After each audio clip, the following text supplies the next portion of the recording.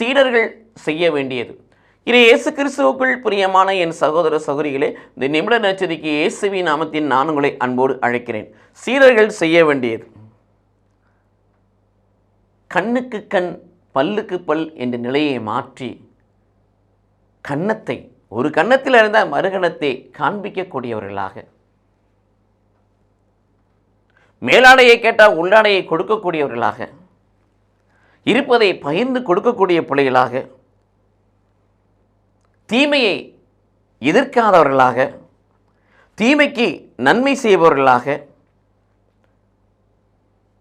கேட்பவர்களுக்கு கொடுப்பவர்களாக, முகம் கோணாமல் கடன் கொடுத்து உதவி செய்பவர்களாக, எல்லாவற்றும் மேலாக இறை வார்த்தையில் நிலைத்து நிற்பவர்களாக இருக்க வேண்டும்.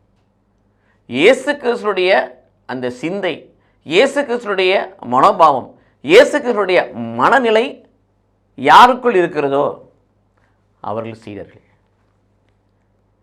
இயேசு கிறிஸ்து மனநிலையை வெளிப்படுத்தக்கூடியதாக இருப்பவர்கள் சீடர்களாக இருக்கிறார்கள்.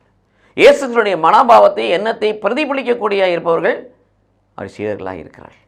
இது இயேசு கிறிஸ்துவுக்கு பிரியமானவர்களே, ஆண்டவருடைய சீடர்களாக இருக்கிற நாமும் இத்தகைய வழியில் பயணிக்க வேண்டும் என்று கடவுள் விரும்புகிறார்.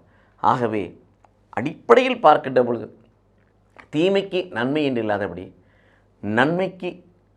தீமைக்கு நன்மை செய்பவர்களாக, லூக்கா 6ஆம் அதிகாரம் 27, 28 வாசிப்பது போல பகைவர்களை அன்பு செய்யக்கூடியவர்களாக, துன்புறுத்தக்கூடிய பிள்ளைகளுக்காக செபிக்கக்கூடியவர்களாக, வெறுப்போருக்கு நன்மை செய்யக்கூடியவர்களாக, சபிப்போருக்கு ஆசை கொடுக்கக்கூடிய பிள்ளைகளாக இருப்போம்.